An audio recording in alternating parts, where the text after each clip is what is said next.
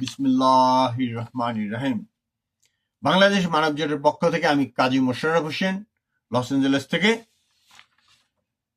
আজকে যে তিস্তা সমস্যা আমাদের বাংলাদেশে দীর্ঘদিন যাবৎ চলে আসছে, বিশেষত স্বাধীনতার পরে আমাদের দুর্বল পররাষ্ট্রনীতির কারণে এটির সমাধান হয়নি। যত কম পারা যায় পদ্মা সেতুতে ততটুকুই পানি, পদ্মা ততটুকু পানি আমাদেরকে দিচ্ছে যতটুকু তাদের উচ্ছিষ্ট থাকছে। এই আমাদের তিস্তার ম্যাপ। আমাদের ভূ অঞ্চলে রংপুরের একটি অঞ্চল দিয়ে এটা প্রবাহিত হয়ে ঢুকে এটা আমাদের যমুনা নদীতে গিয়েছে। এটা আমাদের যমুনা নদীতে গিয়েছে।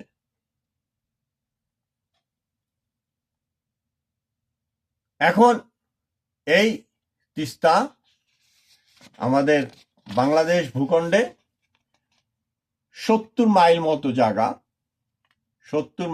জায়গা তারা অতিক্রম করেছে।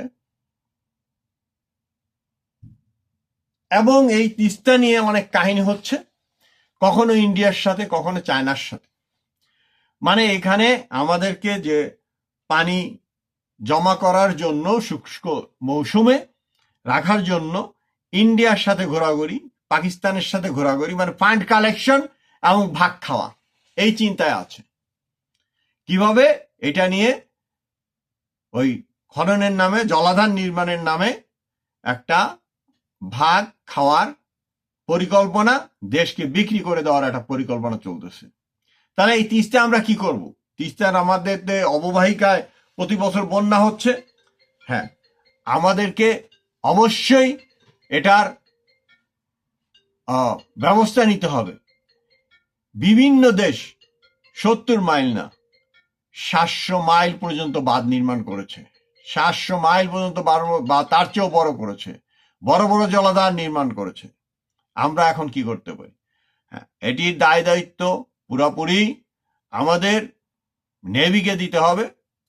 এই নদীটিকে খনন করে স্ট্রেইট করে যমুনার সাথে মিলিয়ে দেওয়ার জন্য, এবং যেই ড্রেজার বানাতে হবে কপি পেস্ট মেথডে, অন্য দেশের নকল করে, আমাদেরকে নিজস্ব প্রযুক্তিতে ড্রেজার মেশিন সারা বছর এখানে খনন করবে আমাদের নৌবাহিনী।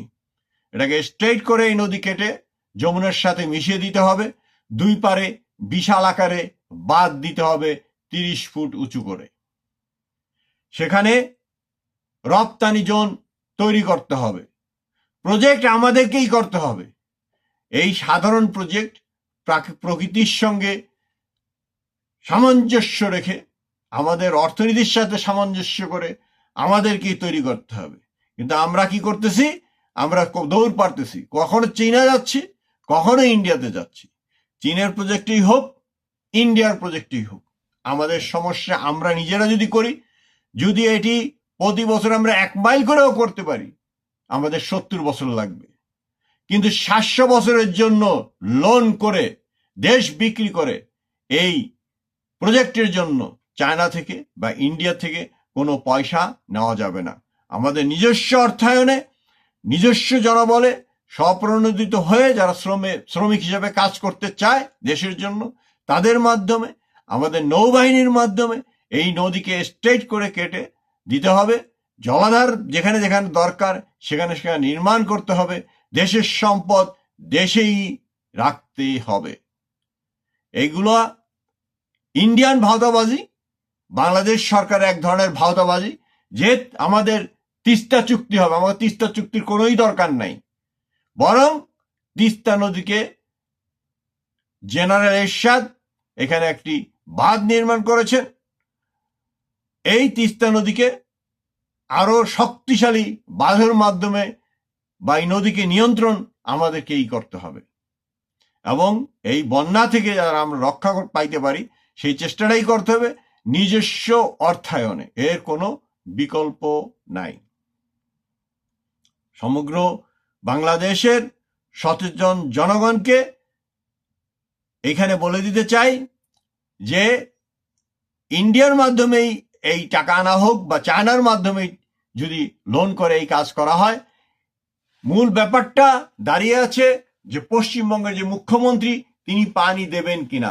তিনি পানি দেবেন না, তিনি সাফ বলে দিয়েছেন তার পানির দরকার, তার কোনো উপায় নাই যে এখানে পানি দিবেন। হ্যাঁ, পানি তো পাবেন, এই যে বন্যার সময় সব পানি দিয়ে দেবে, একটুও রাখবে না তারা।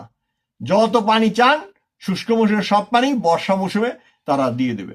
এবং এই জন্য আমাদের উপায়, আমাদেরকে নিজেদেরই বের করতে হবে। বাংলাদেশের সচেতন নাগরিকদেরকে, বাংলাদেশের সকল নাগরিকদেরকে এই বলে আমি বক্তব্য শেষ করতে চাই যে এই তিস্তা চুক্তির আমাদের প্রয়োজন নাই। যদি কিছু করতে হয় আমাদের নেভিকে দায়িত্ব দিয়ে দেন, আমাদের যে মেকানিক্স ডিপার্টমেন্ট আছে, আমাদের যারা ড্রেজার তৈরি করতে পারে তাদেরকে দায়িত্ব দেন। সমস্ত কিছু, এটা 2024 সাল, এই প্রাইমারি জিনিসগুলো যদি আমরা তৈরি না করে আমাদের দেশের সম্পদ দেশে রাখতে না পারি, এটা তো দেশ বিক্রির নামান্তর। সমস্ত বাংলাদেশি ভাই ও বোনদেরকে আসুন, দেশ গড়ুন এবং এই দলের ঊর্ধ্বে উঠুন, যে দলের মাধ্যমে আমার দেশ ক্ষতিগ্রস্ত হচ্ছে তাদের কাছ থেকে মুখ ফিরিয়ে নেওয়া ছাড়া কোনো উপায় নাই। কারণ আমাদের দেশের স্বার্থে এই ধরনের যে সমস্ত কাহিনী তৈরি করা হচ্ছে এর কোনো প্রয়োজনীয়তা নাই। কারণ মুখ্যমন্ত্রী ইন্ডিয়ার যেহেতু বলে দিছে পানি দিবে না, আসলে তারা দিবে কেন? তাদের ওই তিস্তা অংশে তারা 18টি বাদ দিয়ে তারা হাজার হাজার কোটি টাকা তারা তৈরি করতেছে, তাদের উৎপাদন তো তারা বন্ধ করে দিতে পারে না আমাদের জন্য। কাজে আমাদের জিনিস, আমাদের যে সমস্যা, এটা আমাদেরকে আমাদের স্বকীয় পদ্ধতিতে চিন্তা করতে হবে এবং তার সমাধানও বের করতে হবে। আল্লাহ হাফেজ।